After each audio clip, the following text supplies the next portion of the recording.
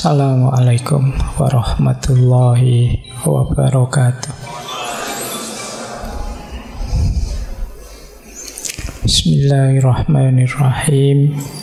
Alhamdulillahi rabbil alamin. Wa bihi nasta'inu ala umuri dunya waddin. Allahumma salli wa sallim wa barik ala habibina wa syafi'ina Sayyidina wa maulana Muhammadin wa ala alihi wa ashabihi wa man tabi'ahum bi ihsanin ila yaumiddin. Amma ba'du. Bismillah, mari kita lanjut lagi, ngaji lagi, mengistiqomai belajar kita setiap Rabu malam Kamis. Meskipun saya tahu malam hari ini tantangannya berat, lagi enak-enak nonton bal-balan, disuruh ngaji, tapi ya enggak apa-apalah. Semuanya memainkan peran terbaiknya. Yang sepak bola ya sepak bola sebaik yang mereka mampu. Kita yang ngaji juga begitu. Mari kita ngaji semaksimal yang kita bisa. Karena seperti yang disampaikan oleh Plato dulu waktu kita belajar filsafat kebahagiaan itu, di antara puncak kebahagiaan seseorang adalah optimalisasi potensi-potensi jiwanya. Jadi kalau kalian bisa mengoptimalkan daya jiwamu ke titik yang terbaik, terbaik itu tidak selalu yang tertinggi, tidak selalu yang terbesar. Karena justru yang terbaik itu ya ukurannya pas, tidak lebih, tidak kurang. Disitulah kita akan bahagia. Termasuk belajar, termasuk olahraga sepak bola, termasuk apapun itu. Kita punya daya apapun, mari kita berikan the best version-nya. Jadi the best version-nya itu ya versi terbaik diri kita, termasuk dalam hal ngaji ini. Jadi meskipun agak bosen-bosen gimana, males-males gimana, pokoknya istiqomah saja ngaji. Inilah yang terbaik yang kita mampu meskipun agak perjuangan. Baik,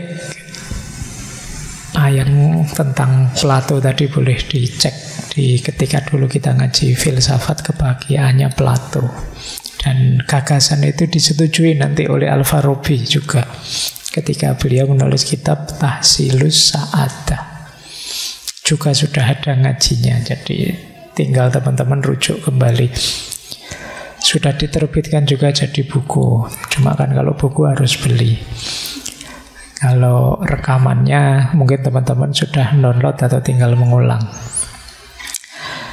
Oke, malam hari ini kita ada di tema retorika seperti 3 minggu sebelumnya. Kita bertemu beliau Al-Farabi, yang beberapa kali kita angkat di ngaji filsafat ini karena beliau salah satu filosof muslim yang masyhur dengan gagasan-gagasan besarnya. Salah satu tokoh yang berjasa memperkenalkan filsafat ke dunia Islam pada zamannya. Malam hari ini kita membahas pandangan-pandangan beliau tentang retorika. Sejauh mana sih retorika itu menurut beliau, yang beliau ini dikenal sebagai mu'allim sani, guru kedua. Guru pertamanya siapa? Aristoteles. Karena beliau ini orang yang sangat aktif menerjemahkan, menafsir, menguraikan gagasan-gagasannya Aristoteles. Termasuk tentang retorika. Kemarin minggu pertama kan kita ketemu Aristoteles tentang retorika. Nah, malam hari ini diurai, dianalisis oleh Al-Farabi.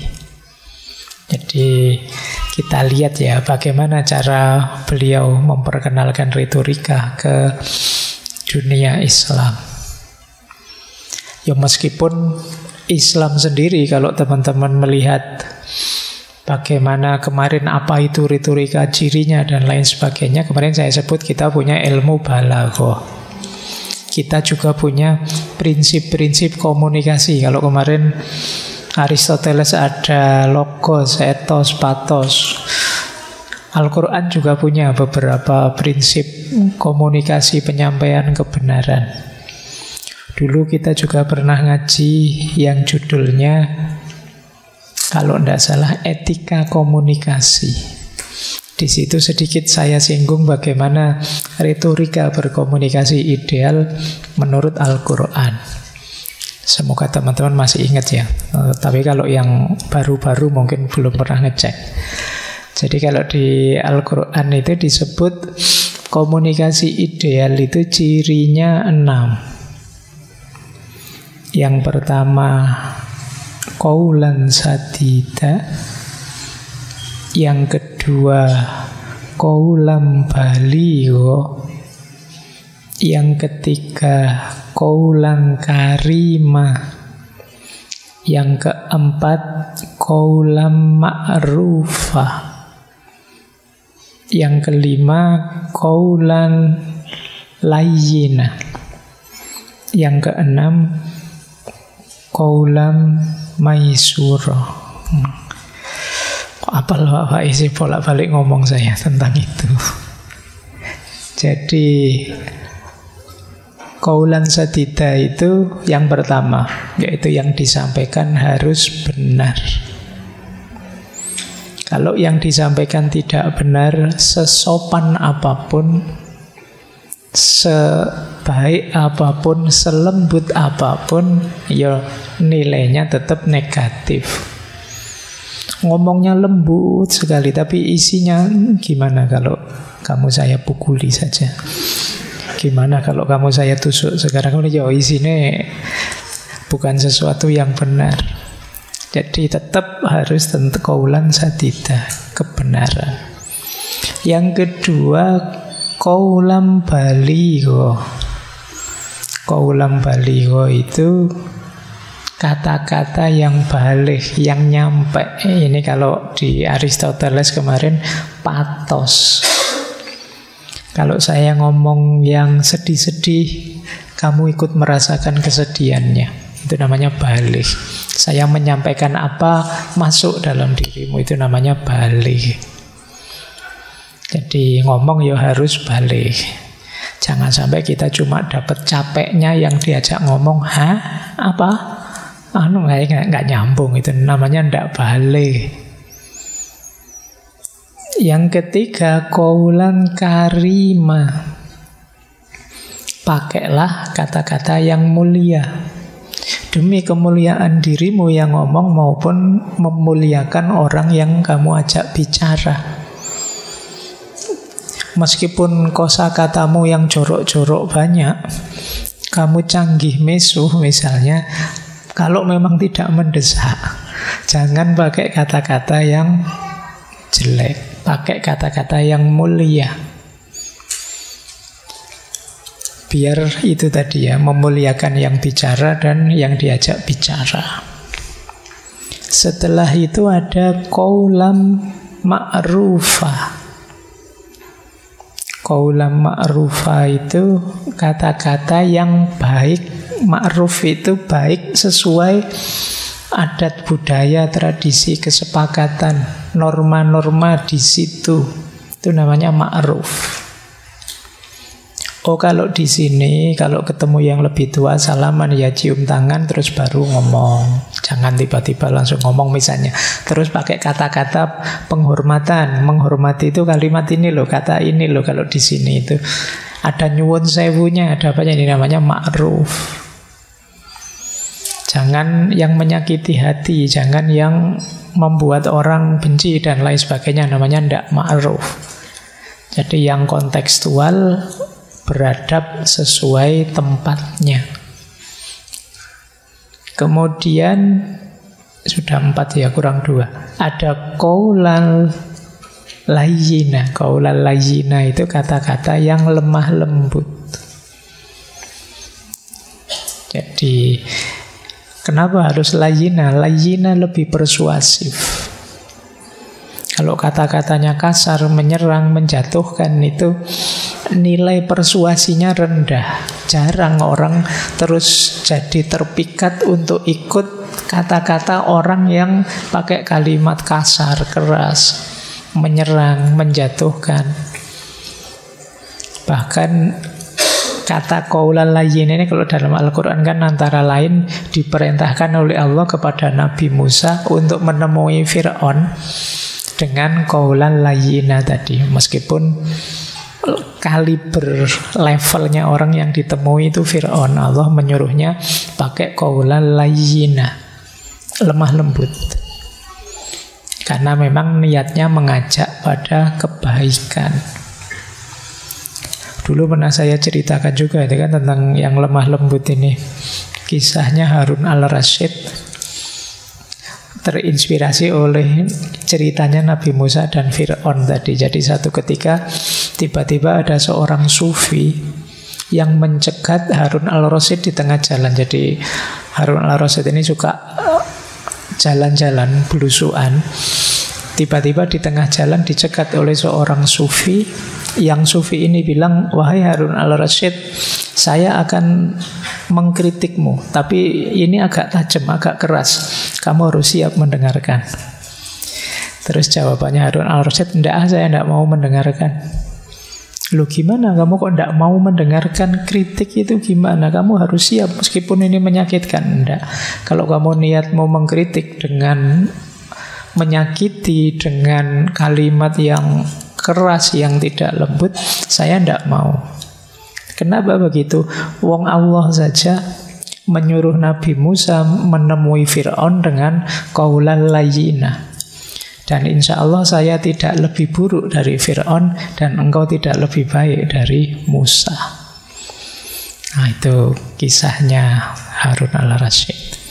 Maka qaulal layyina jadi salah satu strategi persuasi. Jadi retorika itu kan kemarin persuasi, mengajak. Bukan mengalahkan, bukan menjatuhkan. Tapi mengajak biar orang tertarik terus simpatik padaku, ikut padaku. Itu kan gunanya persuasi. Yang terakhir, qaulam maisura. Qaulam maisura itu kata-kata yang mudah dipahami. Jadi meskipun teman-teman sudah rajin ikut ngaji filsafat, punya banyak istilah-istilah filsafat yang luar biasa, yo ngomong biasa sajalah, yang mudah dipahami orang. Tidak harus pamer. Buat apa pamer wawasan kalau orang tidak paham yang kita omongkan? Manfaatnya jadi berkurang. Kalau memang ada istilah yang lebih mudah, pakai istilah yang lebih mudah, yang dipahami orang. Biar apa? Biar manfaatnya lebih luas. Itu yang disebut qaulam maisura. Oke ya, jadi ini 6 prinsip utama penyampaian kebenaran, retorika, kalau kita ambil dari Al-Quran. Nah, bismillah, kita mulai sekarang gagasan-gagasan beliau. Al-Farabi, Abu Nasir Muhammad Al-Farabi, kelahiran Farob, daerah Turkistan atau Kazakhstan, dekat Afghanistan, dekat Tibet, daerah sana. Meskipun beliau hidupnya di Baghdad selama 10 tahun, kemudian terakhir beliau ke Suriah, Damaskus, di zaman Saifud Daulah di sana. Beliau ini polimet, ahli macam-macam. Ya matematika, ya fisika, ya kedokteran. Yang paling terkenal ya filsafat dan musik. Jangan salah, beliau ini ahli musik dan pinter main musik. Kapan-kapan kalau ada waktu kita ulang membahas beliau. Beliau nulis satu kitab yang terkenal sekali, judulnya Kitab Al-Musico, tentang musik. Beliau dipandang juga yang memulai, menginspirasi lahirnya notasi. Baik, kita mulai ya belajar retorika nanti kapan-kapan musiknya. Kita sekarang belajar retorikanya dulu. Bismillah. Malam hari ini saya banyak mengambil dari dua karya beliau. Yang pertama Al-Mantiq fil Khitabah, dan yang kedua Fususul Madani.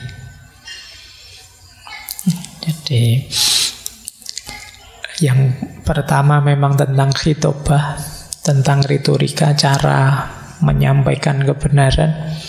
Yang kedua Fususul Madani, tentang pasal-pasal yang berhubungan dengan kenegaraan.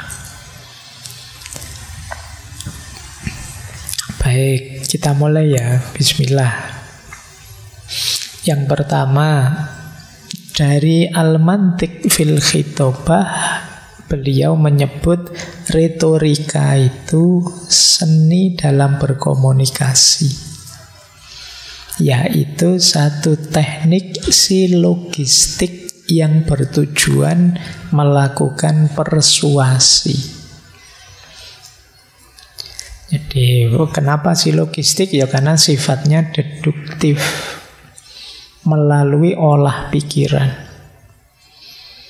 Nanti kita lihat ya polanya. Yang kedua mirip sih, tapi dengan redaksi yang berbeda.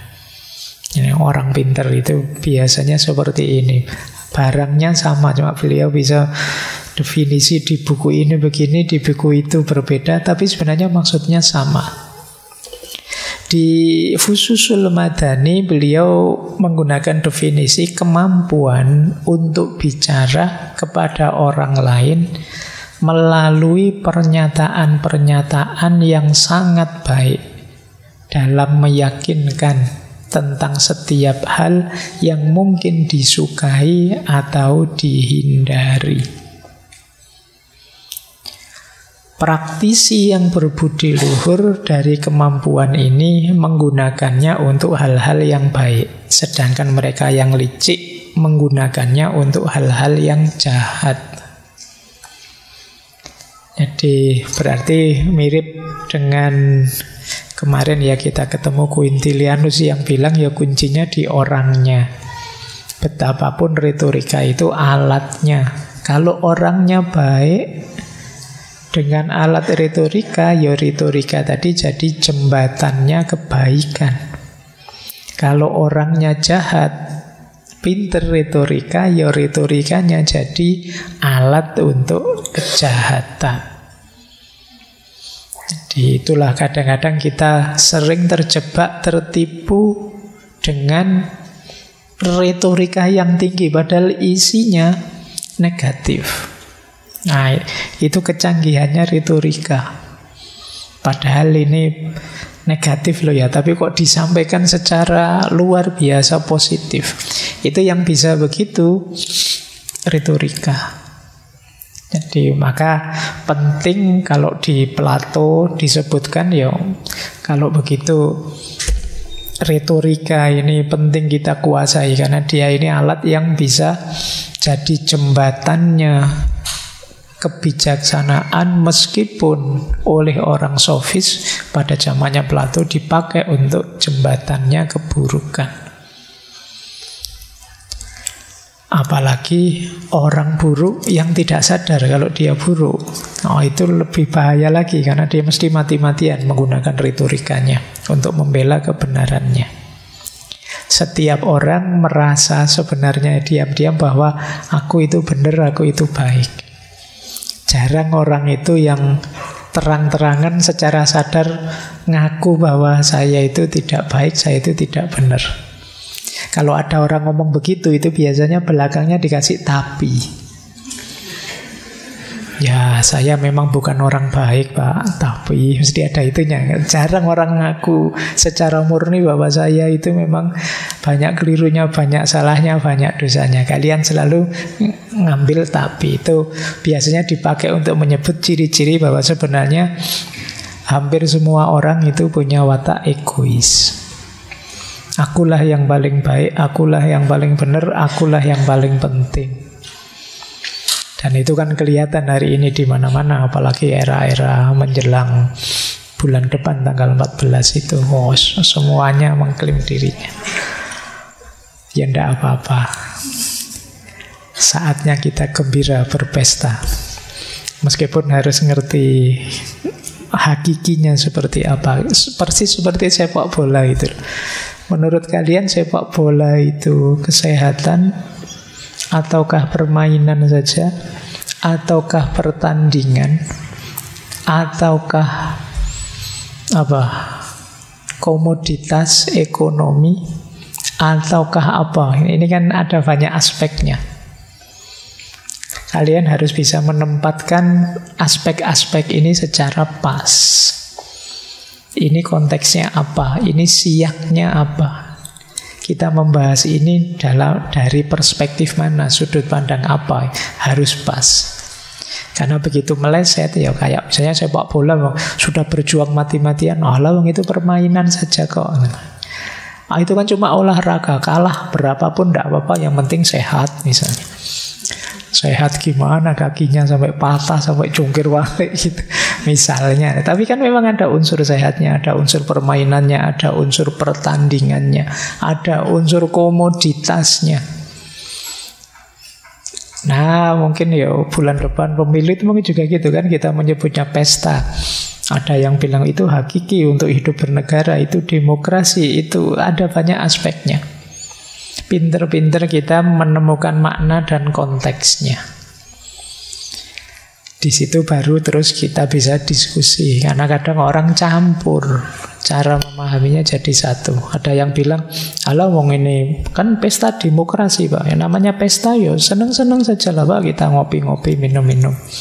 Nanti ada yang bilang, enggak ya ini tidak hanya sekedar pesta-pesta, ini nyawanya kehidupan berbangsa dan bernegara ya. Anda Pak itu kan hanya pertandingan saja. Saya tidak mau ikut-ikut, saya di pinggir saja. Nanti ada yang bilang, enggak loh, setiap orang harus punya kepedulian dong terhadap bangsa dan negaranya dan lain sebagainya. Maka penting teman-teman nanti cara berpikirnya lebih tertata lagi biar tidak tertipu tadi, apalagi tertipu oleh retorika-retorika, oleh kemasan-kemasan. Baik. Jadi ini definisinya retorika kalau menurut Al-Farabi. Kita lanjutkan. Retorika ini kalau di Al-Farabi adalah salah satu dari 4 bagian penting ilmu logika. Ini menarik. Kalau di Al-Farabi belajar logika itu tidak sekedar cara berpikir. Di dalamnya ada demonstrasi atau dalam bahasa Arabnya burhan, cara berpikir sampai ke titik tidak terbantahkan. Ya ini yang logika yang murni dengan silogisme dan lain sebagainya. Termasuk pelajaran logika juga dialektika. Dialektika itu kemarin persis seperti di Sokrates ya. Ini bagaimana kita beradu pikiran, beradu pandangan untuk menemukan yang paling benar. Jadal kalau dalam bahasa Arabnya, mujadalah penting. Ada retorika. Kalau di kitabnya Al-Farabi ini kan disebut khitab, bahar retorika itu menyampaikan kebenaran pada khalayak, pada orang banyak, baik lewat kata-kata maupun lewat tulisan. Ini juga bagian dari kebenaran. Dan yang terakhir puisi. Ini menarik, puisi masuk di sini. Alatnya imajinasi. Jadi ada berarti unsur-unsur logis itu kalau di Al-Farabi melibatkan juga puisi. Nanti kita lihat ya hubungannya apa. Retorika dan puisi kok masuk dalam ranah kajian logika. Kalau yang pertama jelas, kalau ini jelas logika, istilah dalam bahasa Arab namanya burhan. Tata pikir silogisme, kemudian tata pikir gimana rentetan istiqro, istintaj dan lain sebagainya. Jadi ini tata fikir sampai ke titik kebenaran yang tidak terbantahkan. Itu namanya apodiktik. Ya kita belajar logika selama ini ya yang demonstrasi itu. Yang kedua, bagian dari tata berpikir adalah dialektika. Kalau demonstrasi itu kita merenung sendiri, berefleksi sendiri, dialektika itu ada temannya. Ada perbantahan. Nah, ya kalau pakai istilah teman-teman sekarang mungkin perdebatan. Ini kan baru rame-ramenya debat. Ya, itu sifatnya dialektis. Memang saling membantah isinya. Tapi idealnya untuk menemukan kebenaran. Bukan untuk saling mengalahkan idealnya. Cuma dalam prakteknya biasanya jidal itu berubah jadi saling mengalahkan. Itulah mengapa dulu waktu kita tema mujadalah berdebat yang baik itu kan beberapa ulama menyebut mereka kurang senang dengan metode debat. Karena apalagi debat yang penuh emosi, pada akhirnya kebenarannya tidak ketemu. Yang ketemu apa? Permusuhannya. Nah itu dialektika. Boleh dicek lagi ya di ngaji sesi mujadalah. Dulu ada satu sesi berdebat. Mungkin yang di buku terbarunya MJS itu metode berfilsafat itu kan ada itu. Cara berdebat yang baik. Itu dialektika. Bagian juga dari penemuan kebenaran. Kita ini kan saling ketemu. Jadi kalau dialektika saling jawab. Memang ada sekelompok manusia yang makomnya makom mujadalah. Untuk menemukan kebenaran harus diajak tiktokan, berdiskusi, berdialog. Dari situ terus dia ketemu kebenaran. Seperti yang dilakukan oleh Sokrates. Dulu kan ada metode dialognya Sokrates, kan metode tiktokan, jawab menjawab. Ya kalau sekarang seperti apa ya, kayak orang podcastan itulah. Cuma kan kalau podcast kadang diatur, tanya jawabnya sudah diarahkan. Tapi ini seperti Sokrates, dialektika itu. Ditanya apa, digiring sampai bareng-bareng menemukan kebenaran. Ini juga kalau ingin mendalam dalam bidang pemikiran ya kita harus ngerti dialektika. Kemudian retorika. Ini nanti kita jelaskan panjang, dan puisi. Puisi ini yang dimaksud oleh Al-Farabi adalah membangkitkan kekuatan imajinasi, daya kreatif. Kalau di ilmu logika yang modern kan ada istilah berpikir kritis dan berpikir kreatif. Berpikir kreatif ini perlu daya imajinasi yang kuat. Kalau bahasa Arabnya takhyil. Ya nanti di Indonesia terus populer istilah takhayul. Dari aspek harafiahnya istilah takhayul, imajinasi itu kemampuan untuk berpikir kreatif. Ketika kita melihat apa, bisa melahirkan gambaran yang baru apa. Ya, dan itu kan banyak dipakai oleh para sastrawan yang ahli puisi. Kalimat-kalimat puitik itu kan kata-katanya apa, tapi membangkitkan imajinasi yang bagaimana. mungkin kata-katanya sama. Orang yang imajinasinya tinggi, luas dengan yang imajinasinya tidak terlalu tinggi, mungkin cara memahaminya berbeda. Sekedar kata-kata yang misalnya, saya ngomong yang itu ya bagi yang mikirnya lempeng-lempeng saja, yang itu ya kata sambung, Mbak. Laptop yang warnanya hitam, itu kan biasa saja. Tapi orang yang imajinasinya luas itu bisa dikaitkan kemana-mana. Kata yang saja bisa romantis. Wah, Pak Faiz romantis ngomong yang gitu. Sama-sama yang. Nah ini nanti ada hubungannya juga dengan persuasi, dengan penemuan kebenaran. Karena daya imajinasi itu melambangkan kapasitas tertentu seseorang untuk bisa menyampaikan kebenaran. Jadi saya misalnya ketemu kalian setelah membaca kitabnya Al-Farabi, kitabnya ruwet bulat, kalau dibaca agak rumit. Tapi saya tahu kapasitasmu seperti apa kalau saya sampaikan apa adanya. Kan terus saya agak imajinasi kemana-mana. Pakai sepak bola lah, pakai pemilu lah, pakai apalah. Ini daya imajinasi. Nah, sehingga kalian bisa menangkapnya. Kata Al-Farabi, Nabi itu, utusan-utusan Allah itu selain cerdas secara logika, kita menyebutnya fatonah, canggih juga secara imajinasi. Bisa berilustrasi macam-macam. Jadi ketika menjelaskan pada umatnya tentang ini, menggunakan metafor ini, menggunakan kalimat ini yang mudah dipahami. Demi sadida baliho tadi loh, demi ma'rufah tadi, sesuai konteks, sesuai situasi dan lain sebagainya. Jadi Nabi juga sangat cerdas di sini. Kalau disampaikan apa adanya, level sangat dalam, sangat metafisik. Misalnya tentang eskatologi, itu mungkin bingung orang Arab zaman itu. Tapi kecerdasan Nabi di aspek berpikir kritis ini mampu menyampaikan risalah, pesan-pesan agama yang mungkin sangat tinggi, sangat eskatologi, sangat metafisik di level yang bisa dipahami oleh masyarakat zaman itu.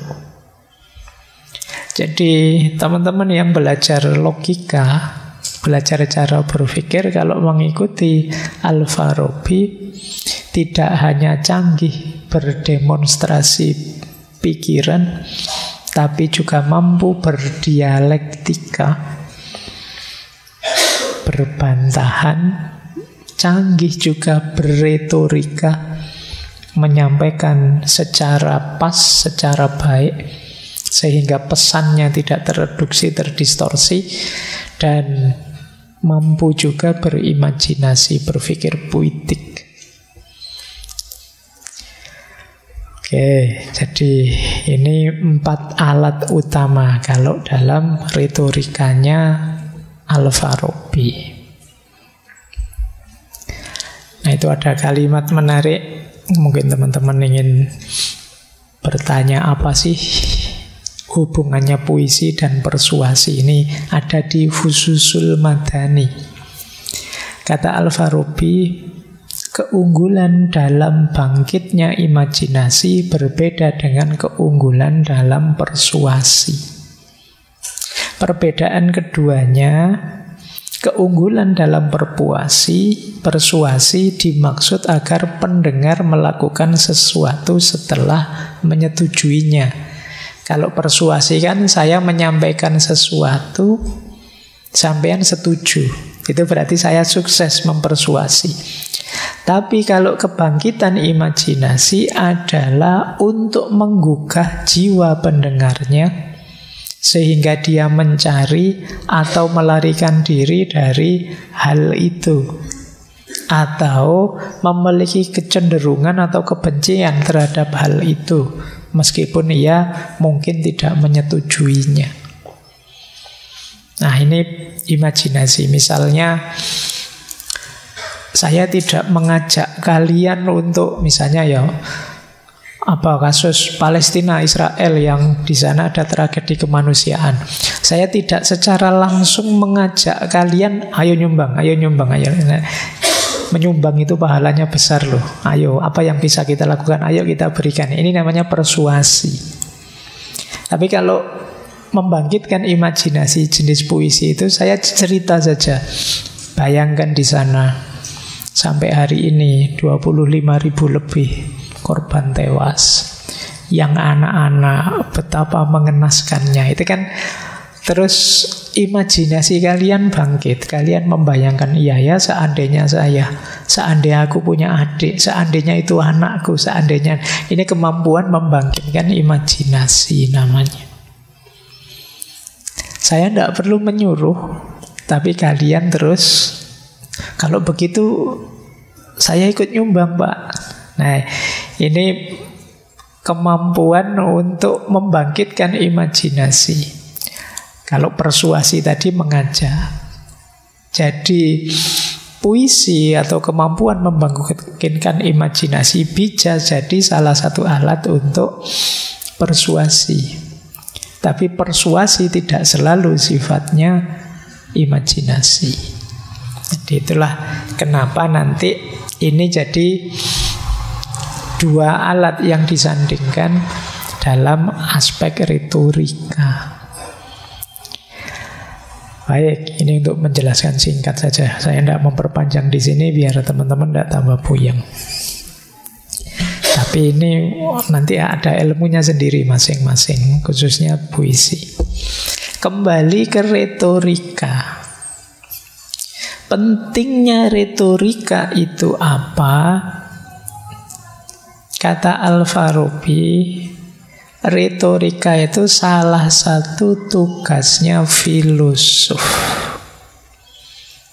Saya tidak tahu kalian sudah ngaku filosof apa belum, meskipun sudah sering ikut ngaji.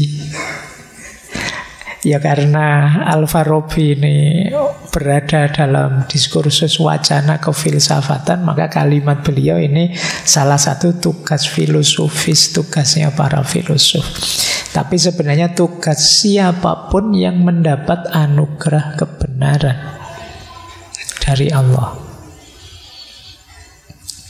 Dalam rangka apa? Menyampaikan kebenaran itu untuk sesamanya. Jadi jangan dikira saya tidak filosof Pak. Kalau begitu kan tidak wajib berretorika.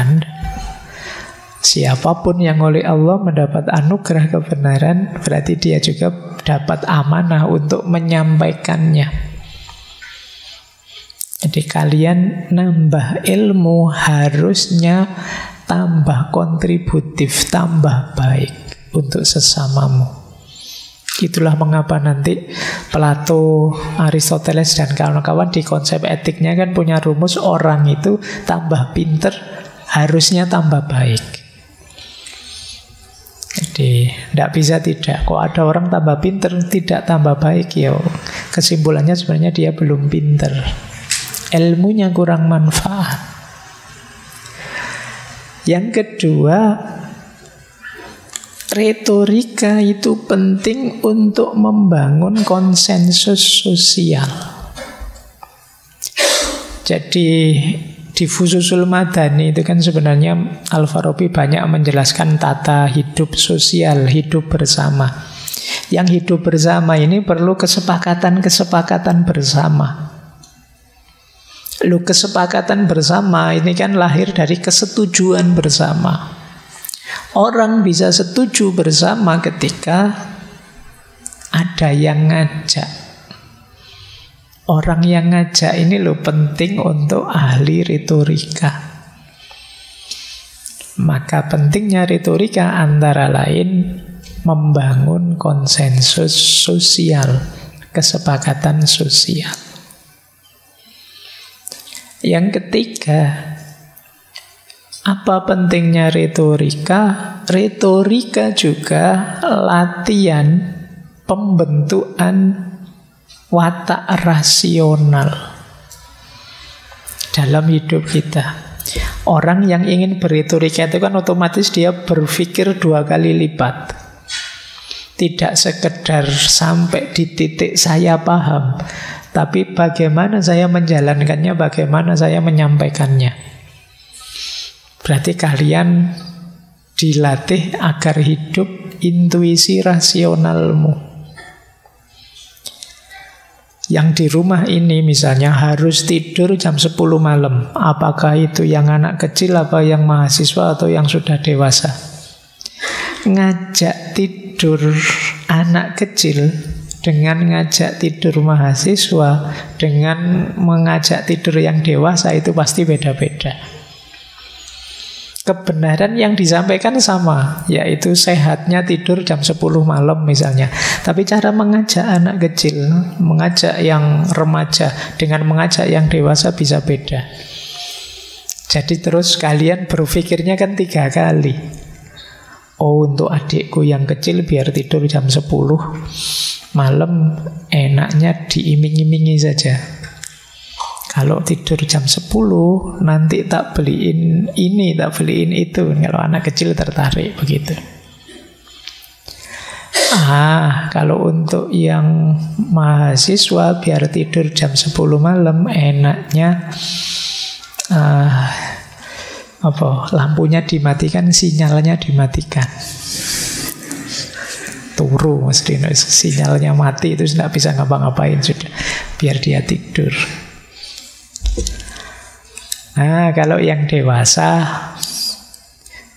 nanti baru bisa diajak ngomong, mohon tidur jam 10 ya, sehat loh. Kalau enggak nanti darah tingginya naik loh. Kalau enggak nanti ketika nak ngono wedi. Kalau yang sudah tua kolesterolnya bisa naik itu. Ayo monggo tidur. Beda-beda, 3 level manusia. Untuk menyampaikan satu kebenaran yang sama, perlu strategi yang beda, jalan pikiran yang beda-beda. Karena kita punya asumsi pemahaman sendiri tentang yang kecil, yang remaja, yang dewasa. Itulah pentingnya retorika, kita tambah pinter.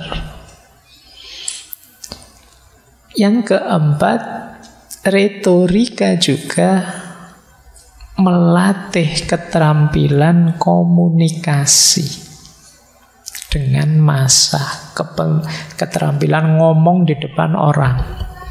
Ini juga kan penting. Banyak loh yang ngomong di depan orang grogi, deg-degan. Kadang di depan temannya sendiri juga tidak nyampe. Penting kalian latihan ini. Jadi ini beberapa aspek yang diuraikan oleh Al-Farabi di kitabnya tentang pentingnya berretorika. Kata beliau, ini salah satu ilustrasinya ya, para filosof hendaknya menyikapi setiap kelompok masyarakat dengan apa yang lebih mendekati pemahaman dan akal budinya, dan meluruskannya dengan apa yang mampu mereka lakukan. Sebab kadang-kadang sulit bagi orang untuk memahami satu hal, atau mereka tidak mampu melakukannya. Kesulitannya memotivasi mereka untuk menolaknya dan mendorong mereka untuk meninggalkan dan membuangnya. Plato mencontohkan dalam hal ini, dokter yang terampil dan lembut akan menawarkan kepada orang sakit obat-obatan yang berguna baginya dalam makanan yang biasa dan menggugah selera. Jadi retorika itu tugas kita, orang pinter, para filosof yang dianugerahi kebenaran. Untuk apa sih? Menyampaikan kebenaran tadi sesuai yang bisa dipahami audiennya. Itu tadi yang istilahnya qaulan baligho, yang nyampe. Dia harus pinter melakukan gaya, melakukan modifikasi-modifikasi kata, tata kalimat yang bisa dipahami audiennya. Karena kadang-kadang kalau kita menyampaikannya tanpa diolah, mereka tidak paham, mereka bingung, mereka mulet. Orang yang merasa tidak paham, merasa mulet, merasa bingung, itu biasanya terus menyimpulkan, itu tidak penting. ah itu jelek, ah itu buruk, karena mereka tidak paham. Itu nanti jadi beban di kita. Oleh karena itu, yuk latihan menyampaikan yang pas, yang dipahami audien. Ini audiennya anak TPA atau mahasiswa, kalian kan harus pakai gaya yang berbeda. Oh ini anak-anak umum ini, kalau saya kasih banyak bahasa Arab, oh yang mereka nanti stres, dianggapnya saya ngaji, nanti angkat tangan dianggap dungo misalnya. Oh ini alumni luar negeri, Inggrisnya bagus sih, mungkin lebih enak sedikit-sedikit disisipi bahasa Inggris. Ini namanya retorika. Kata Al-Farabi, Plato mengilustrasikan kita itu jadi seorang dokter yang baik. Dokter yang baik itu kalau ngasih obat, tidak kok obat yang membuat orang lari, tapi yang orang nganggapnya seperti makanan yang menggugah selera. Jadi orang terus tertarik, sehingga kebenaran terus tidak lepas. Inilah maksudnya pentingnya retorika. Baik, kita lanjutkan. Ini tadi sudah sedikit kita singgung ya, kalau di semua tokoh sebelumnya juga sudah menjelaskan ini, bahwa retorika itu memang punya dua wajah. Yang satu, dia akan menjadi alat kejahatan, alat keburukan. Yang kedua, dia jadi jembatan menuju kebaikan. Yang pertama oleh Al-Farabi dicontohkan dengan Plato dan kawan-kawan, Aristoteles dan kawan-kawan. Yang kedua yang buruk dicontohkan kelompok sofisme. Dan ini diambil oleh Al-Farabi untuk menjelaskan dua wajah retorika. Kita ikut kubunya Aristoteles dan kawan-kawan ataukah kelompok sofis dan kawan-kawan. Yang satu berretorika untuk kebenaran, kebaikan. Yang satu berretorika hanya untuk membela kepentingannya sendiri dan keuntungannya sendiri. Kebenarannya nomor sekian, yang penting saya menang. Kebenarannya nomor sekian, yang penting saya untung. Itu gaya sofis. Ini yang diambil oleh Al-Farabi untuk menjelaskan ada dua wajah dari retorika. Baik, ini kemarin-kemarin sudah banyak dijelaskan. Kita langsung masuk ke materi retorikanya saja. Nah, kita ringkas dulu secara umum sebelum nanti ke detail tekniknya. Ini beberapa pandangan umumnya Al-Farabi tentang retorika. Yang pertama, integrasi filsafat dan retorika. Ini tadi sudah banyak dijelaskan ya, termasuk bagian dari logika dan lain sebagainya. Retorika tidak lepas dari filsafat. Dia bagian dari perangkat dan peralatan kita untuk menghidupkan kebenaran. Yang kedua, retorika bisa kita pakai sebagai alat kebajikan.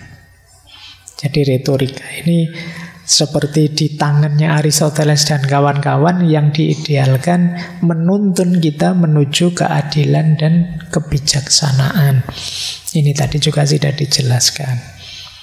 Yang ketiga, ini saya tidak bikin-bikin ya, memang di bukunya ada hubungan antara retorika dan kepemimpinan politik. Jangan lupa Al-Farabi melanjutkan Plato dan Aristoteles dengan pandangan pemimpin ideal itu ya filosof. Jadi philosopher king, raja itu harusnya filosof. Nah, Nggak usah tanya ya dari calon-calon yang filosof yang mana. Wong itu pandangannya Plato kok ya. Jadi kalau dia kenapa harus filosof? Biar dia menguasai kebijakan dan kebijaksanaan, mampu berpikir mendalam.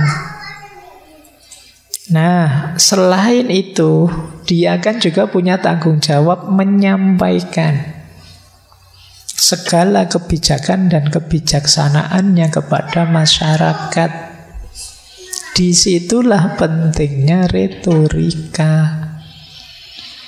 Maka pemimpin politik disyaratkan punya kemampuan retorika yang baik menurut Al-Farabi. Karena kalau dia tidak punya kemampuan retorika yang baik, bagaimana menyampaikan idenya, gagasannya? Nanti masyarakatnya bisa salah paham, salah tangkap. Jadi di beberapa bagian kitabnya nanti beliau menjelaskan hubungan antara retorika dan kepemimpinan politik. Kemudian beliau juga menjelaskan retorika harus dilakukan dengan dasar etik. Jadi tidak boleh sekedar menang saja, sekedar unggul saja, tapi harus berlandaskan komunikasi yang etik, mengedepankan nilai-nilai moral. Ya seperti tadi, karena dia punya dua wajah, ayo mengambil retorika di wajah positifnya. Karena seperti kemarin waktu di Aristoteles, banyak pandangan, banyak nyinyiran pada retorika, termasuk dari Plato, karena jengkel lihat orang-orang sofis, sehingga cenderung melihat retorika itu negatif. Kita kan sering pakai istilah hanya retorika. Seolah-olah kalau kamu disebut hanya retorika, itu hanya gaya saja, tidak ada isinya. Itu bungkus saja, retorikanya saja, percaya saja, nanti mesti tidak terlaksana itu cuma retorika. Kita akan menganggap itulah retorika. Misalnya kalau ada yang ditanya pakai jawaban-jawaban template, ya nanti kita pertimbangkan ya nanti kayak gini, terus kita menyebutnya jawaban retorika. Padahal mungkin itu yang dimaksud retorika di aspek negatifnya, sementara retorika juga punya aspek positifnya. Baik, jadi ini secara umum retorika berarti menurut Al-Farabi itu bagian dari filsafat, perangkat kebajikan, penting untuk para pemimpin publik dan harus didasari etika atau moral. Dari sinilah nanti kita bisa membangun prinsip-prinsip retorika yang positif, bukan retorika yang negatif. Baik, sudah setengah jalan, kita lanjutkan ya. Masih kuatkah? Kelihatannya semua perjuangan malam hari ini harus tidak ngantuk gitu. Tapi kan sepak bolanya selesai dengan hasil yang sebagaimana sudah kita perhitungkan. Tidak apa-apa. Kalau sudah seperti itu, kita anggap saja seperti tadi ya, itu kan olahraga. Yang penting semuanya gembira.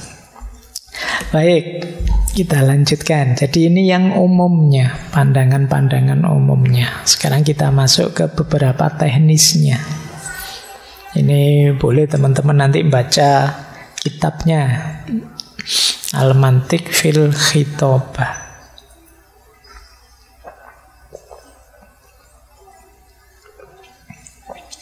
Yang pertama, dasarnya retorika tentu saja pengetahuan yang benar. Retorika bagaimanapun dia alat untuk menyampaikan kebenaran. Yang mau kita sampaikan apa? Tentu saja pengetahuan. Apa sih pengetahuan itu? Pengetahuan itu kan sebenarnya kita mempercayai sesuatu sebagai begini atau begitu. Itu kan pengetahuan. Jadi pengetahuan saya tentang laptop misalnya kan, ya saya percaya laptop itu begini, begini, begini kan.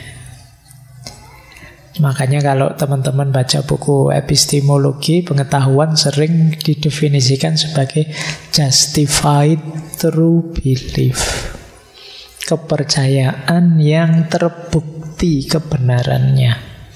Awalnya memang percaya.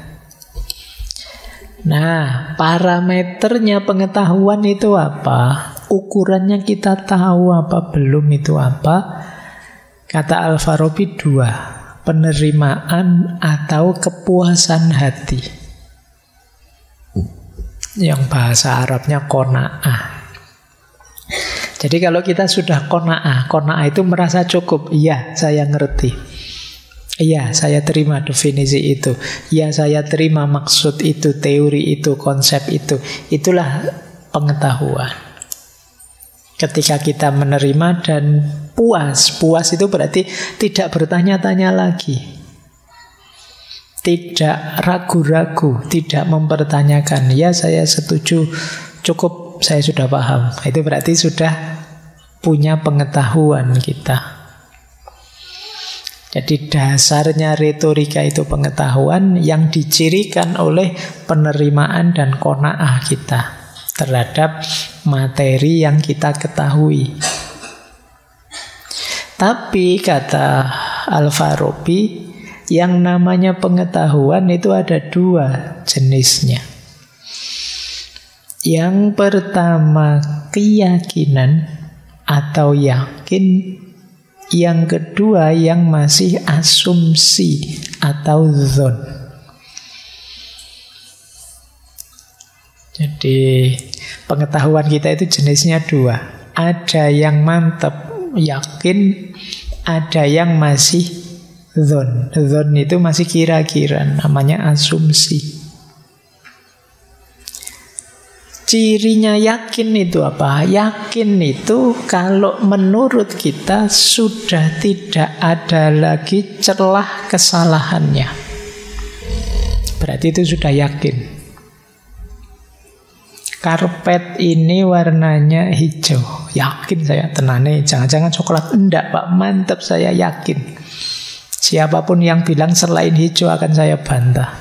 Ini namanya yakin. Jadi menurutmu sudah tidak ada celah salahnya lagi. Prosesnya namanya tasdik. Tasdik itu pembenaran. Beda dengan dzon. Dzon ini masih asumsi. Masih ada celah salahnya. Tapi kamu mengafirmasi, percaya sih, tapi mungkin saja bisa keliru. Misalnya, saya yakin kalau saya ngaji ini saya lanjutkan sampai jam 12. Mesti sudah teler ini semua peserta ngaji. Loh, ini saya yakin, tapi saya tahu dalam keyakinan saya ini mesti ada celah salahnya. Mungkin saja kalau saya lanjutkan sampai jam 12 tidak semuanya teler, Pak. Ada 1-2 yang sangat teler. Ada 1-2 yang kuat sampai jam 12. Wah, ini saya tahu mungkin saja ada yang begitu. Jadi keyakinan saya tidak 100%, tapi ya mendekatilah. Itu namanya dzon. Namanya asumsi. Jadi apa tidak ada pengecualiannya? Ya mungkin ada sih. Kalau masih begitu berarti dzon. Tapi kalau ada yang tanya, apa tidak ada pengecualiannya? Tidak ada. Saya yakin begitu. Nah itu namanya yakin.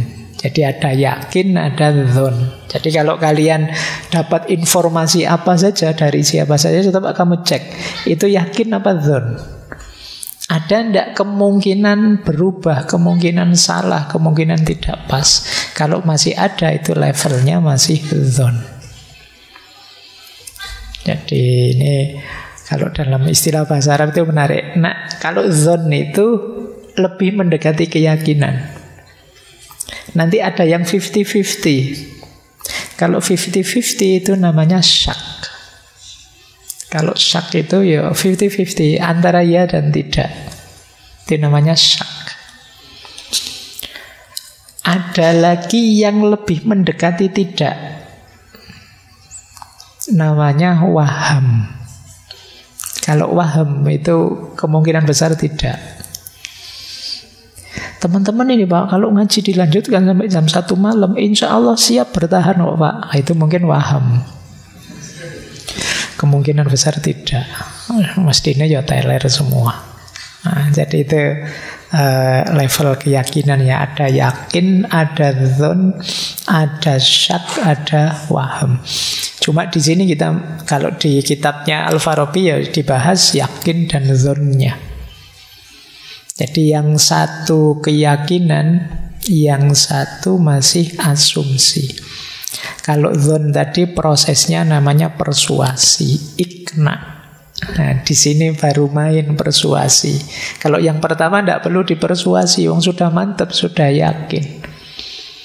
Yang kedua ini yang perlu dimantapkan. Tidak semua orang setuju masalahnya. Nah, ada proses ikna. Ikna itu membuat orang merasa cukup, membuat orang menerima. Itulah yang disebut persuasi. Kalau sudah yakin, tidak perlu dipersuasi. Jadi kebenaran persuasi itu mengajak orang itu kan untuk yang levelnya masih asumsi. Yang bisa benar, bisa salah. Baik, kita lanjutkan ya. Berarti apa?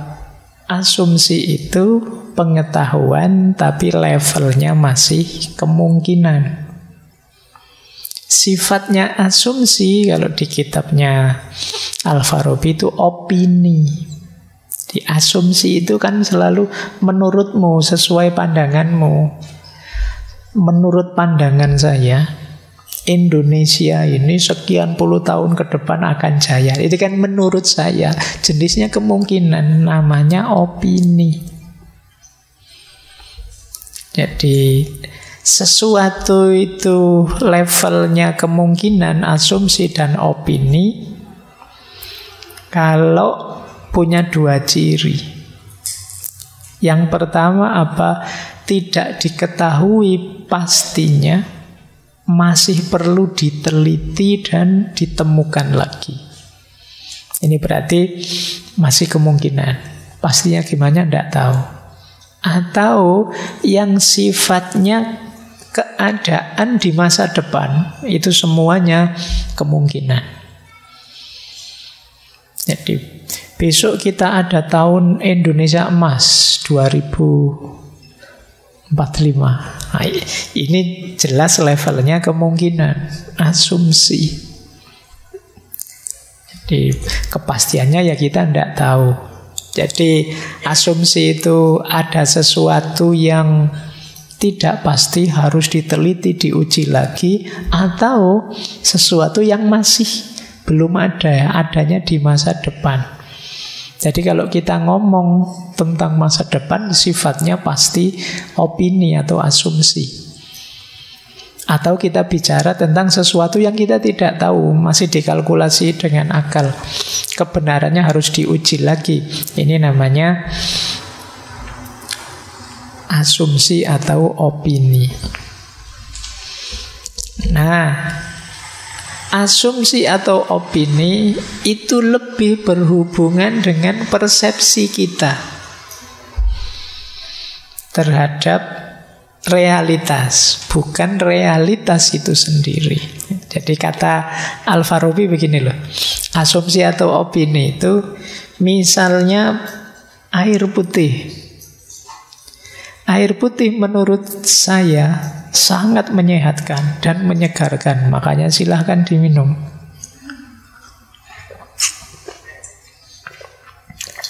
Nah, Yang tadi saya sebut, air putih itu menyehatkan, air putih itu menyegarkan, ini jenisnya opini. Kenapa? Karena itu air putih menurut saya. Enggak kok Pak, dokter juga bilang begitu. Ya berarti air putih menurut dokter. Jadi yang sifatnya perspektif itu namanya opini dan asumsi. Cirinya seperti tadi. Apa pasti begitu? Ya enggak pasti juga. Pasti ada situasi-situasi bagi orang tertentu yang mempersepsi air putih itu tidak menyegarkan dan menyehatkan. 2 bulan lagi mungkin persepsimu terhadap air putih beda. Kalau siang hari begitu lihat air putih, kamu minum bukan menyehatkan tapi membatalkan. Puasa masalahnya kamu. Kan beda. Kamu tidak bilang segar, alhamdulillah, tapi astagfirullahaladzim kok saya minum. Beda persepsi.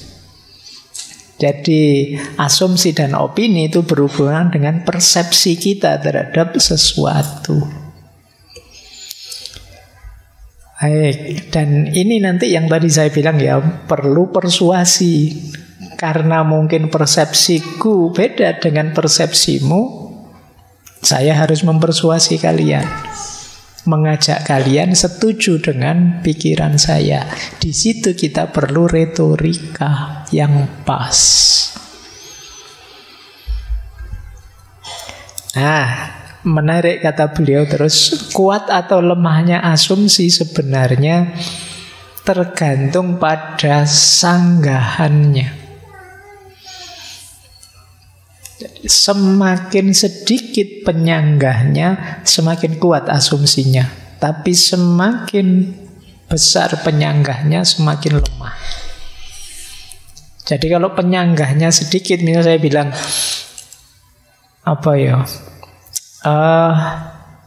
pacaran itu ganggu kuliah loh, misalnya. Terus ada penyanggahnya, tidak bisa Pak, teman saya pacaran, tambah rajin kuliahnya Pak. Pacarnya sak kelas sih masalahnya, meskipun libur yuk ngampus terus biar ketemu pacarnya. Misalnya, contohnya ngono. Ini namanya penyanggah. Berarti pandangan saya tadi dibantah oleh penyanggah ini. Nah, bisa bertahan enggak, bisa menjawab enggak terhadap penyanggah-penyanggah ini. Kalau dia kuat bisa bertahan, ya asumsi ini berarti kuat. Tapi kalau tambah lemah, oh berarti tidak semuanya begitu ya. Oh berarti tidak selalu pacaran itu ganggu kuliah. Ini kan jadi melemah. Kalau keyakinan yang yakin tadi, kata Al-Farabi, tidak bisa lemah. Tapi kalau asumsi itu bisa lemah kalau ada penyanggahnya. Karena kalau sudah level keyakinan, ada penyanggah, penyanggah itu mesti otomatis kita anggap salah. Tadi saya yakin ini warnanya hijau, kok tiba-tiba ada yang bilang, enggak Pak, itu bisa coklat loh Pak, bisa kuning. Enggak, saya yakin hijau, enggak goncang. Tapi begitu sifatnya persepsi, asumsi, opini tadi dari kita terhadap sesuatu, itu baru bisa goyang, penyanggahnya jadi lemah, pandangan kita. Nah, meskipun kata Al-Farabi, kadang-kadang meskipun ada penyanggahnya, tapi penyanggahnya tidak tergarap. Sehingga kita merasa benar padahal tidak. Nah, banyak orang yang seperti ini. Contohnya apa? Kata Al-Farabi, penyanggah itu bisa karena manusianya atau karena topiknya. Kenapa penyanggah tidak dipedulikan? Kata Al-Farabi, kalau orangnya males, karena orangnya lupa, mungkin orangnya sudah mati, ya tidak peduli dengan pendapatnya sudah. Orangnya, atau orangnya sangat sibuk, atau orangnya memang lemah pikirnya, dibantai juga diem saja. Itu karena manusianya. Atau karena memang temanya rumit. temanya misalnya kayak tadi loh, besok 2045 kita tahun emas. Itu ya membantahnya ya susah, menyetujuinya ya susah. Sama-sama susah. Nah ini berarti karena temanya memang sangat abstrak, susah disanggah. Jadi ini bagian, jadi berarti apa? Bagian dari retorika. Retorika itu diperlukan ketika kita ada di ranah opini. Kalau sudah yakin kita tidak perlu retorika. Kalau sudah mantep ya sudah. Tidak perlu capek-capek berretorika lagi. Kita perlu teknik retorika, argumentasi yang lebih canggih ketika ada di ranah asumsi ini, yang masih opini. Baik. Ya, kalau ini sebenarnya ya rasional, di kitabnya saya kutipkan di sini ya. Runtuhnya keyakinan. Kapan satu keyakinan runtuh? Kalau orang yang meyakini meninggal, ya tentu saja ya. Terus pikirannya mati, lumpuh, atau dia lupa. Kalau runtuhnya asumsi sama, pemiliknya meninggal, pikirannya lumpuh, dia lupa, dan lupa argumentasinya. Atau dia tidak sadar, ada penyanggahnya. Atau justru dia lebih setuju penyanggahnya. Ya dari sini tentu saja keyakinan dan asumsi bisa runtuh. Nah, kata beliau, tidak ada cara untuk menghalangi seseorang beropini, sebab setiap orang punya opini sendiri. Bahkan orang yang tidak punya opini sama sekali, pernyataan itu menjadi opininya. Gimana pendapatmu tentang air putih tadi? Saya tidak punya pendapat, Pak. Loh, tidak punya pendapat itu pendapatmu. Jadi itu kan kata Al-Farabi begitu, tidak punya opini itu ya itu opinimu. Jadi tidak ada orang bisa dihalang-halangi kalau itu opini. Kamu mau berpikir apa saja tentang air putih tadi kan bisa saja berpikir. Siapa yang bisa menghalangi? Makanya dulu salah satu filosof kan ada yang bilang kebebasan yang sejati itu sebenarnya kebebasan dalam pikiran. Kamu mau mikir apa saja kan bisa saja. Tidak ada yang menghalangi. Saya berpikir tiba-tiba saya berdiri nyopot baju sampai keluar, itu kan orang mikir, tidak terhalangi di sini. Mungkin muncul gambar saya nyopot baju dan macam-macam. Tapi kan saya tidak nyopot baju beneran secara fisik. Kalau nyopot baju beneran mungkin kalian lari-lari megangi saya biar nggak jadi nyopot. Terhalang sudah. Tapi di pikiran tidak bisa. Jadi maka tidak ada cara untuk menghalangi orang beropini. Meskipun keluarnya apa, tapi opinimu kebalikannya kan bisa saja. Masih betah ngaji? Betah Pak, padahal di pikiranmu tidak betah Pak ngajinya, ruwet sekarang. Bisa saja begitu. Jadi tidak ada cara menghalangi opini. Bahkan tidak beropini pun yaitu jenis opinimu. Oke. Nah, untuk menguatkan asumsi, yaitu tadi ya, membantah penyanggahnya, mengkritisi yang membantah dengan dua jalan, retorika dan dialektika. Retorika itu mempersuasi biar yang lain percaya dengan asumsi kita. Dialektika itu mengajak debat biar dia takluk, tunduk dan ikut kita. Itu dua jalannya antara retorika dan dialektika. Baik, saya agak cepat ya, materinya dari dua kitab harus jadi 1,5 jam lebih sedikit. Kemudian audien. Ketika kita ingin mempersuasi, itu kan ada 3 pihak yang terlibat. Yang pertama objek persuasi atau al-maksud iqna'uhu. Yang kedua pendebat munazir. Yang ketiga hakim. Hakim itu yang mengambil keputusan. Jadi ketika kita mempersuasi itu berhadapan dengan 3 orang. Yang memang orang kita beri persuasi biar ikut kita untuk setuju. Yang kedua yang mendebat kita. Yang ketiga orang yang memutuskan, persuasimu tidak masuk akal, persuasimu bagus, itu namanya hakim. 3 audien ini kan yang disebut dalam Al-Quran, ud'u ila sabili rabbika bil hikmah wal mau'izah hasanah wajadilhum billati hiya ahsan. Yang punya hikmahnya hakim.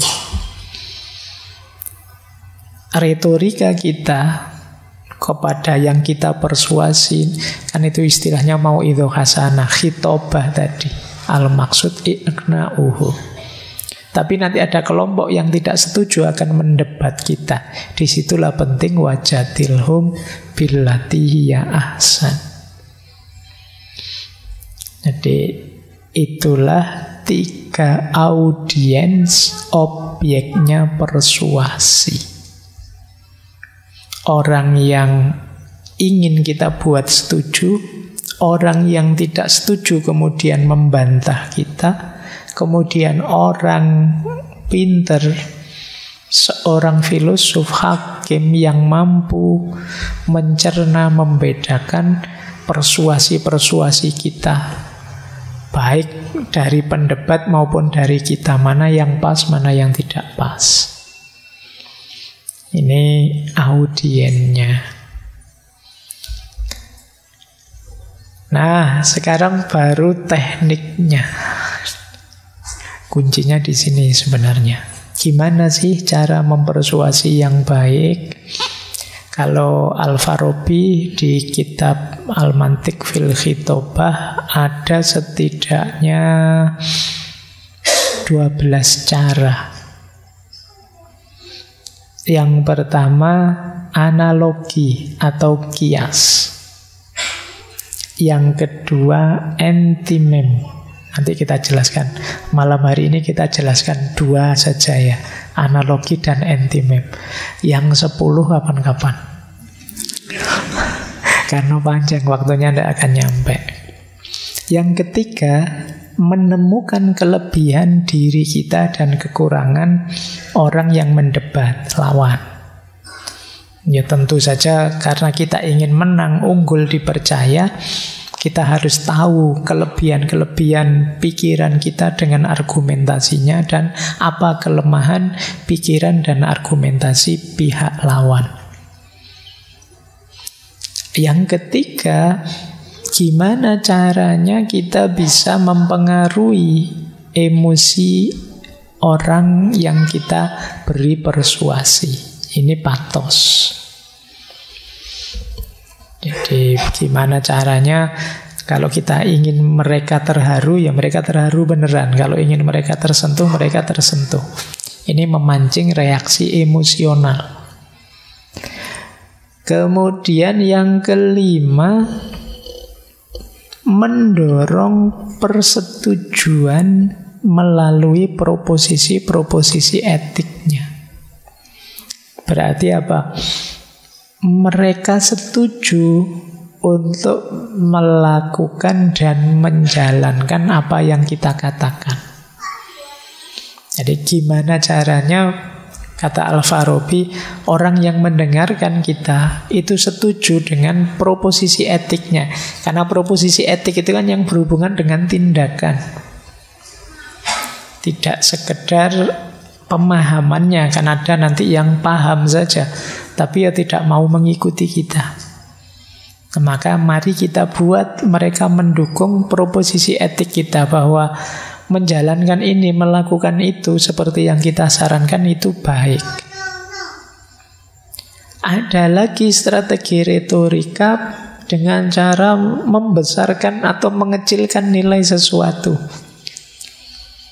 Tapi ini untuk kebaikan ya, jangan untuk kejelekan. Jadi kadang-kadang kita membesar-besarkan. Sebenarnya ya tadi cuma saya minum biasa saja. Terus kalian menjelaskannya, wah Pak Faiz itu kalau minum rasanya seperti, oh itu membesar-besarkan, oh cuma minum biasa saja kok. Saya kalau mendengarkan ngaji ini Pak, wah pikiran saya rasa itu membesar-besarkan. Tapi dalam konteks tertentu kadang penting. Mungkin kalian promosi biar temanmu tertarik misalnya. Itu membesar-besarkan. Padahal ya biasa saja. Atau mengecil-ngecilkan. Nah, sama lah kayak kalian sekarang sepak bola kalah misalnya, itu kan kalian kecil-kecil kan, ya enggak apa-apa lah, cuma kalah yang penting kan. Nah, itu namanya mengecil-ngecilkan sesuatu. Kalian harus canggih di sini untuk mempersuasi orang. Kadang-kadang orang itu tidak menerima persuasi kita karena mereka punya nilai yang lebih tinggi yang ingin dia perjuangkan. Nah, terus strategi kita biasanya apa? Mengecilkan nilai dia dengan membesarkan nilai kita. Misalnya kalian punya teman, saya sudah tidak mau kuliah lagi, saya ingin kerja saja. Nah, padahal kamu ingin ngajak dia kuliah. Maka kamu jelaskan, yang penting itu mencari ilmu. Kerja itu nantilah atau sambil jalan. Yang utama itu mencari ilmu. Karena itu kamu besar-besarkan nilai belajarnya, nilai kuliahnya. Kerja itu tidak terlalu penting lah. Kalau kita ilmunya tinggi, nanti dapat barokahnya ilmu misalnya. Hidup terjamin. Atau sebaliknya, kamu pengen dia bekerja, tidak usah kuliah saja. Terus kamu bilang, belajar bisa sambil jalan, sambil baca, YouTubean banyak. Kalau kerja tidak bisa. Kalau kamu ada peluang, jalan saja kerja. Ini namanya mempersuasi. Kamu cari mana yang kamu besarkan, mana yang kamu kecilkan. Baik, terus akan lebih mudah persuasi kalau kita paham tradisi. Di sini biasanya bagaimana? Budayanya bagaimana? Baik tradisi yang berjalan maupun yang tertulis. Yuk kita sebagai orang Indonesia yang ramah, mari kita memperbanyak senyum. Ini namanya kita basisnya tradisi. Orang sudah merasa familiar dengan kita. Terus lebih mudah juga untuk mempersuasi orang kita mendatangkan saksi. Ini kan sering kalau teman-teman lihat promosi-promosi itu orang bikin testimoni. 1 orang kurang 2 orang, 3 orang, masih kurang sak kampung. Kadang-kadang kamu jualan, kamu kasih testimoni banyak, padahal yang bikin ya kamu sendiri, akunmu banyak. Itu teknik retorika. Jadi menghadirkan saksi. Ya meskipun zamannya Al-Farabi masih belum bisa membayangkan ada fake account itu ya. Dia ngerti ini saksi itu yang mendatangkan orang. Kalau sekarang dari 1 orang bisa ratusan. Jadi ini juga teknik mempersuasi. Begitu banyak orang setuju, yang lain itu biasanya cenderung ikut. Maka teknik mendatangkan saksi penting. Makanya kan sekarang kampanye misalnya kan banyak pengerahan massa. Atau pokoknya menunjukkan bahwa kita temennya banyak loh, yang ikut kita banyak. Oh yang sini pindah sini sekarang, yang sana pindah sini, kan berita-berita seputar itu. Karena mereka ini yang diklaim sebagai pengikut, pendukung, itu kan bagian dari saksi untuk meyakinkan. Itu juga teknik persuasi. Mempersuasi juga penting dengan menampakkan ketertarikan atau keengganan. Saya senang yang seperti itu. Saya tidak suka kalau pakai ini. Itu kan orang terus tersentuh biasanya. Coba sekalian kalau kalian ingin ngajak atau mempengaruhi temanmu, pakai diksi-diksi yang menunjukkan kalian tidak suka atau kalian tidak senang atau kalian sangat suka. Akan sangat berpengaruh. Suka sekali saya kalau kamu masak itu enak ternyata. Padahal tujuanmu biar besok-besok temanmu yang masak terus. Jadi pernyataan-pernyataan seperti ini itu jenis persuasi. Terus, atau kalau di Al-Farabi disebut bertaruh, mengundang partisipasi. Misalnya teman-teman bilang, Bapak Ibu yakinlah dengan yang saya bilang ini. Kalau tidak percaya, coba dicek sendiri. Barang siapa menemukan yang berbeda dengan yang saya bilang, saya beri uang. Nah, itu tertarik sudah orang. Jadi ini sistem memberi reward atau melakukan satu taruhan untuk meyakinkan orang. Kalau tidak percaya, potong kuku saya. Potong leher mati ya, potong kuku, potong rambut saja aman. Jadi ini gaya persuasi namanya. Jadi membuat orang, oh iya ya, wong ya uang sebesar itu aja dia korbankan, mestinya benar ini. Nah, ini gaya persuasi juga. Terus bersumpah. Ini kemarin sudah dikritik ya di Quintilianus, sumpah seperlunya saja. Tapi memang sumpah itu penting. Dengan kita meyakinkan, wallahi saya itu bilang, itu orang sudah tidak berani bantah sudah. Dengan persuasi yang kita sampaikan. Yang terakhir, kalau mempersuasi orang, perhatikan mimik kita, gestur kita. Jangan ngajak orang sedih, kita cengenges-cengenges. Sambil meringis-meringis sedikit, ya prihatin ya, saya terus cekikian. Ini tidak jadi prihatin itu namanya. Gesturnya, kemudian mimiknya penting.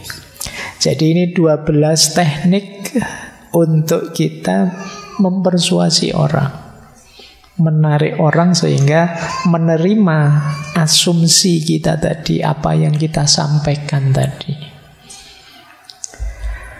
Baik, seperti janji tadi ya, kita hanya bisa 2 ya. Sekarang ke kiasnya dan anti-meme-nya. Anti-meme itu sebenarnya bagian dari kias atau analogi. Sebenarnya ya cuma satu, ini satu tema.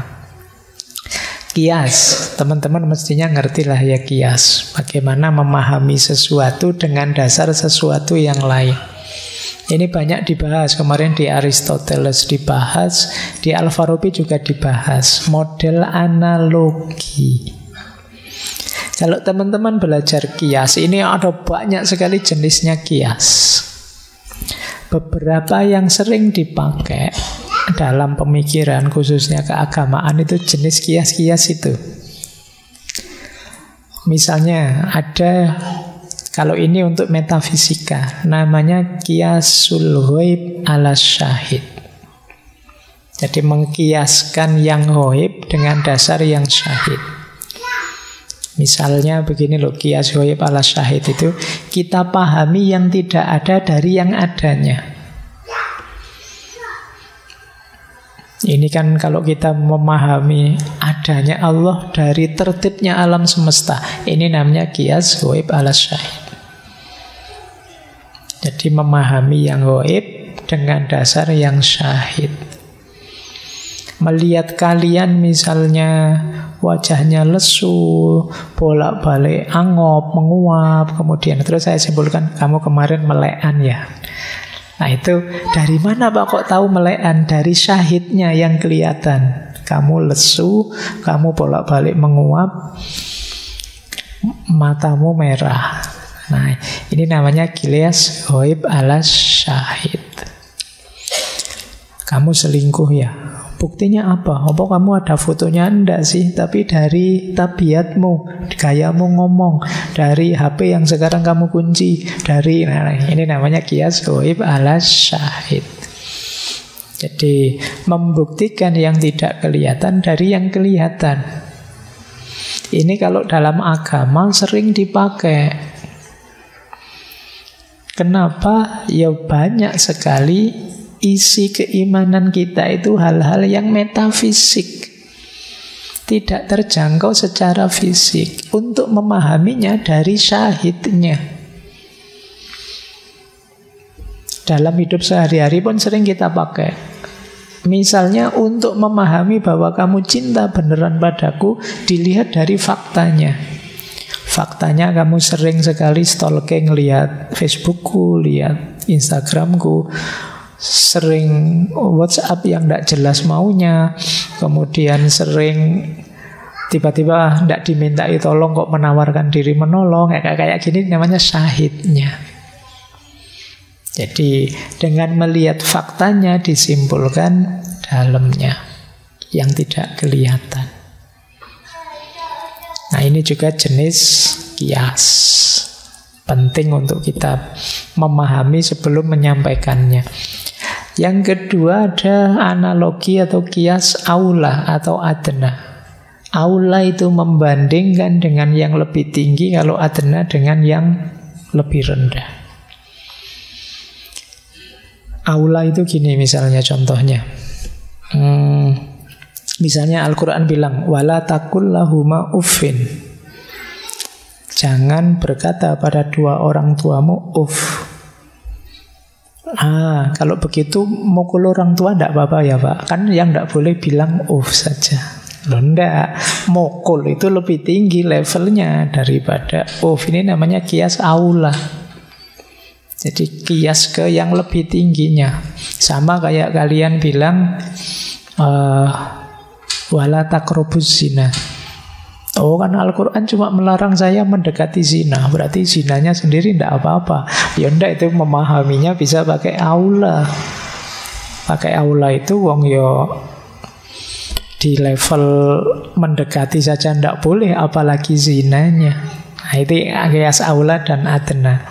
Jadi yang bawahnya tadi bilang bilang apalagi mendekati zina, tapi yo atasnya juga bisa dipahami begitu. Jadi ini kias. Makanya memahami ayat pun yo, kalau ada yang bilang tidak bisa Pak Quran, ya Quran tidak bisa pakai akal. Loh, kalau nanti tidak pakai akal, nanti wala taqrabuz zina, ya yang tidak boleh mendekati zina saja. Zinanya tidak apa-apa. Nah, maka perlu namanya kias aula. Memahami yang lebih tingginya. Mendekati saja tidak boleh, apalagi zinanya. Ada kias musawi. Kias musawi itu kalau tadi kan lebih tinggi, kalau ini setara saja, sama. Kias musawi itu misalnya kita dilarang makan harta anak yatim. Oh, kalau begitu membakar harta anak yatim tidak apa-apa, tidak boleh kan makan. Kalau bakar kan enggak, ya makan sama bakar sama saja. Jadi itu namanya kias musawi, setara. Ada kias sumuli. Kias sumuli itu kalau di ilmu logika namanya generalisasi. Jadi yang lain dikiaskan saja, dianggap sama kayak semuanya. Lihat satu misalnya, yang ngaji ngantuk, lihat sini ngantuk, sana ngantuk, sana ngantuk. Jadi banyak yang ngantuk, terus saya simpulkan berarti semua jamaah ngaji malam hari ini ngantuk. Ini namanya kias sumuli, digeneralisir. Lihat debat, yang pertama begitu, yang kedua begitu juga, yang ketiga begitu juga. Berarti debat itu cuma gitu-gitu aja. Nah, ini namanya kias sumuli. Jadi menyimpulkan semuanya dari beberapa fakta awalannya. Ada kias ikhraj. Kias ikhraj itu counter example, pengecualian. Jadi misalnya ada kita disuruh melakukan apa, kebaikan apa, tapi kan nanti apa selalu begitu? Enggak sih. Situasi tertentu bisa enggak begitu. Jadi namanya pengecualian. Misalnya, apakah orang yang sabar itu akan selalu sukses? Iya, sabar selalu sukses. Lah ini ada orang sabar tidak sukses dari muda sampai tua. Nah, itu namanya counter example. Akhirnya apa? Counter example itu biasanya hasilnya, kalau tadi bilang semua orang sabar pasti sukses, terus bilang sebagian besar orang sabar pasti sukses. Nah, sekarang berubah. Kenapa? Ada counter example. Jadi ada pembantahnya. Oh, nanti lama-lama kalau kok lebih banyak yang tidak sukses ternyata orang sabar itu, ya terus Bisa-bisa sampai level ada orang sabar yang sukses, nanti bisa begitu. Nah ini namanya kias ikhraj untuk pengecualian. Ada lagi kias talazum. Kias talazum itu kias biasanya. Biasanya begitu. Jadi memahami dengan logika biasanya begitu. Itu kias talazum. Anak-anak yang belajar filsafat itu biasanya ngeyelnya luar biasa. Nah itu namanya kias talazum. Jadi memahami sesuatu dari biasanya. Kamu jangan ketawa yang banget-banget deh. Biasanya yang ketawanya tidak terkontrol itu tidak lama lagi terus nangis. Itu terus talazum namanya. Jadi ini memahami sesuatu dari kebiasaannya. Yang terakhir kias adz-dhamir. Kias dhamir ini kias yang tersembunyi. Itulah nanti yang disebut antimem. Baik di Aristoteles maupun di Al-Farabi dijelaskan banyak. Nanti kita jelaskan lebih detail sebentar. Tapi yang jelas ini cara berpikir. Kalian kalau ingin berretorika ini harus beres dulu. Cara menyampaikannya, kapan ghaib ala syahid, mana titik-titik aula, mana musawi. Ini sama saja. Kapan harus generalisasi. Harus paham selalu ada pengecualian. Harus paham kebiasaan yang ada. Dan lain sebagainya. Itulah yang disebut kias atau analogi.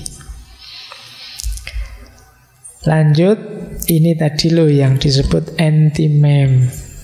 Jadi antimem itu cara berpikir silogistik, silogisme. Tapi diringkas, tidak dipanjangkan. Jadi contohnya begini. Di situ saya kasih contoh ya. Setiap warga negara Indonesia berhak memperoleh pendidikan yang layak. Nah, premis khususnya pakai saya saja lah. Nanti kalau pakai nama kalian tersinggung. Faiz adalah warga negara Indonesia. Kesimpulannya berarti saya berhak memperoleh pendidikan yang layak. Ini premis umum, premis khusus, kesimpulan itu kan normalnya silogisme itu kan begitu. Tapi kalau antimem tidak sepanjang itu. Antimem itu langsung ngomong saja disingkat, saya berhak memperoleh pendidikan yang layak karena saya warga negara Indonesia. Jadi kalau ada satu kalimat singkat ini sebenarnya kan itu perpendekan dari struktur silogisme yang panjang di atasnya. Nah, jadi dengan satu kalimat pendek tadi, itu kan orang langsung, meskipun yang atasnya tidak saya sebut, orang kan merinci sendiri. Oh berarti Pak Faiz itu WNI. Oh berarti Pak Faiz juga berhak mendapatkan pendidikan. Nah itu mereka merinci sendiri. Itulah istimewanya antimem. Antimem itu membuat yang diajak bicara mikir. Karena tidak didikte dari A sampai Z secara detail. Nah, mengajak orang lain berpikir itu lebih efektif dalam persuasi, kata Al-Farabi. Jadi ketika kalimatnya diperpendek, ngajilah biar kamu pinter. Itu kan orang terus mikir, oh berarti mengaji itu ada hubungannya dengan kepandaian. Kalau saya ngaji, saya pinter. Itu kan terus orangnya jadi berpikir. Itulah istimewanya antimem. Nah, ada 3 jenis antimem, yaitu antimem kategoris, ada antimem kondisional, ada antimem disjungtif. Ini sama seperti silogisme. Antimem kategoris, misalnya contohnya ya, sebagian pejabat tidak disenangi karena korupsi. Nah, itu kan sebelum itu pasti ada premis pejabat yang korupsi itu tidak disenangi. Pasti ada premis sebagian pejabat korupsi.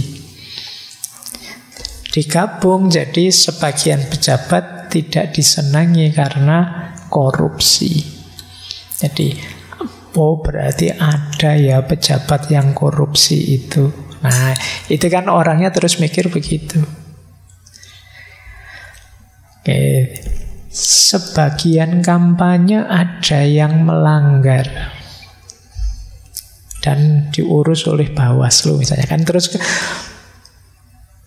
audiennya mikir, mencari-cari. Oh iya ya, kira-kira seperti apa ya, di mana ya, kapan ya. Itu menariknya anti-meme. Jadi anti-meme itu menggugah orang untuk berpikir. Yang kedua ada anti-meme kondisional. Anti-meme kondisional itu kan bersyarat. Contohnya apa? Dia bukan dosen karena belum lulus S2. Nah itu kan yang diajak ngomong begini kan mesti mikir, oh berarti syaratnya dosen itu harus lulus S2 atau. Nah ini mikir. Tidak hanya pasif menerima tapi juga pikirannya jalan. Itulah istimewanya anti-meme kondisional atau anti-meme disjunktif. Disjunktif itu satu di antara dua. Yo, kalau Rebu malam gini, Pak Faiz kalau enggak di rumah ya di masjid, di MJS misalnya. Ternyata di MJS berarti enggak di rumah itu. Oh, Pak Faiz di kampus atau di masjid karena enggak ada itu di rumah waktu saya lihat. Nah, ini kan mancing orang berpikir kapan saya di rumah, kapan saya di masjid. Ini anti-meme disjunktif. Jadi anti-meme bagian dari persuasi yang bisa mengajak orang berpikir. Makanya kata Al-Farabi, komponen anti-meme membuat orang mendengarkan pidato jadi menyenangkan, ngajak mikir. Tidak hanya ngajak ketawa-ketawa, tidak hanya melongo dikasih tahu, tapi pikirannya berjalan. Dengan mengundang mereka untuk memberikan argumen yang hilang. Anti-meme memupuk ikatan keintiman antara pembaca atau penulis dan audien. Audien secara aktif terlibat dalam pembuatan pesan bersama, terutama pesan yang mencerminkan keyakinan dan prasangka mereka. Lebih mungkin merasakan kebenaran apa yang diperdebatkan dibandingkan yang tidak. Jadi intinya dengan model anti-meme kata Al-Farabi terus terjadi interaksi yang lebih dalam antara si ahli retorika dengan audiennya. Tentu saja ada banyak strategi 12 tadi selain anti-meme, cuma ya sayangnya waktunya. Saya hanya bisa menjelaskan sampai di sini, sisanya belajar sendiri ya. Baca sendiri. Yo masing-masing gaya yang 12 tadi ada keistimewaannya. Bagian dari proyek dan ikhtiarnya filsafat untuk menyebarkan kebenaran. Baik, saya tidak berani berpanjang-panjang lagi, sudah sangat berat di kepala kalian materi malam hari ini tentang retorika. Apalagi Al-Farabi pernah bilang begini. Ya, orang yang bicara terlalu panjang didengarkan sebentar saja. Ini Al-Farabi loh ya yang ngomong gini, bukan saya. Karena ya memang secara psikologis saya tidak tahu validitasnya. Dari 1 jam orang bicara katanya maksimal. Itu maksimal itu berarti kalau orang sungguh-sungguh memperhatikan belajar hanya 20 menitnya yang tertangkap. Apalagi kalau kalian tidak maksimal, tidak sungguh-sungguh, itu mungkin 10 menitnya, mungkin berapa bagiannya yang tertangkap. Tapi yang jelas ini kata Al-Farabi, nanti biar dibikin tulisan di masjid itu depan yang besar itu, biar khotibnya tidak panjang-panjang kalau Jumatan itu. Orang yang ngomong panjang didengarkan sebentar saja. Baik, saya kira itu untuk malam hari ini ya. Minggu depan kita pungkasi dengan retorika yang lebih modern. Nanti kita dialog sebentar lah, ngobrol kalau ada tanya jawab. Baru bulan depan kita nambah tema lagi, ganti tema bulan Februari. Ya insya Allah bulan depan karena ada pemilu dan kelihatannya pemilunya pas hari Rebu tanggal 14.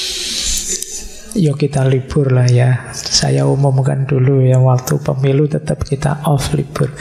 Karena Rebu kayak gini, malam hari gini itu kan rame-ramenya itu. Hitung-hitungan kalian juga mungkin harus mudik untuk nyoblos. Jadi bulan depan kita ndak full Rabunya. Ya seperti biasa, kalau memungkinkan bulan-bulan Februari kita ngangkat tema-tema cinta atau patah hati ya. Kelihatannya nanti, saya tidak tahu nanti temanya apa. Mungkin banyak yang patah hati bulan besok. Oke, saya akhiri sekian untuk malam hari ini. Kurang lebihnya mohon maaf. Wallahul muwaffiq, wallahu a'lamu bissawab. Wassalamualaikum warahmatullahi wabarakatuh.